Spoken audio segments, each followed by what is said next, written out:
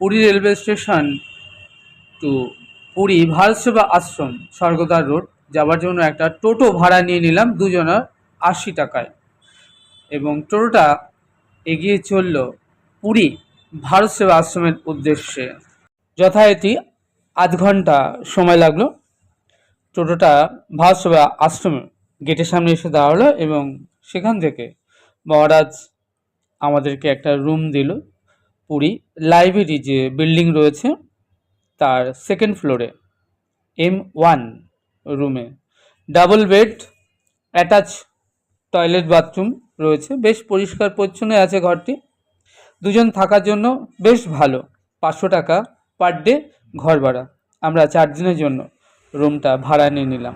এরপর যেহেতু অনেকটা জার্নি করে আমরা কলকাতা থেকে পুরী এসে পৌঁছালাম, তাই এই বেলাটা আমরা দুপুরের লাঞ্চ সেরে রুমে বিশ্রাম নেব। ইভিনিংটা আমরা ধীরে ধীরে আমরা এগোবো স্বর্গদ্বার রোড হয়ে। প্রথমে যাব হরিদাস সমাধি মন্দির, তারপর ইস্কন মন্দির ওই পথেই পড়বে। সেখান থেকে চৈতন্য গৌড়ীয় মঠ এর মন্দির দর্শন করে আমরা চলে আসব পুরী সি বিচে, এবং সেখানে ঘন্টা দুয়েকের মতো আমরা সি বিচে বসবো এবং তারপর রাতের ডিনার সেরে আমরা আমাদের রুমে ফিরব। এই মোটামুটি আজকের প্রোগ্রাম।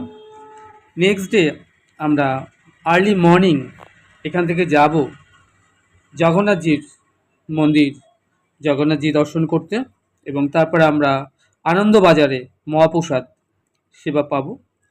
আর তারপর সেখান থেকে আমরা যাব রাধাকান্ত মঠ, যেখানে মহাপ্রভু একাধারে 12 বৎসর কাটিয়েছিলেন, সেই দর্শন করতে। সেখান থেকে আমরা সিদ্ধ বকুলতলা দর্শন করব এবং যাব টোটা গোপীনাথ আর নববৃন্দাবন। এই হলো নেক্সট ডের প্রোগ্রাম। তাহলে আজ এটুকুই।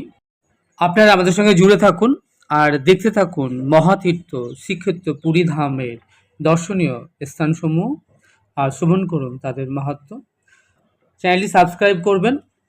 আপনারা ভালো থাকবেন, সুস্থ থাকবেন, আনন্দে থাকবেন। দেখা হচ্ছে তাহলে আরেকটা নতুন পর্বে। সেই অবধি আমার সঙ্গে প্রেম সে বলুন রাধে রাধে।